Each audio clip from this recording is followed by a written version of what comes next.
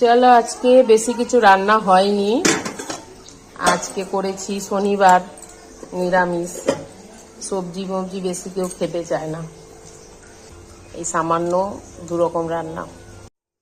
এই যে fried rice করেছি, প্লেন ফ্রায়েড রাইস, তার সাথে এই যে আলুর দম, নিরামিষ আলুর দম, তার সাথে হচ্ছে এই যে কুমড়োর মানে বেগুনির মতন কুমড়োর বড়া। আর করেছি স্যালাড, কেটেছি আর পাঁপড়। ব্যাস, আজকের রান্নাবান্না এটাই, খাওয়া দাওয়া এটাই।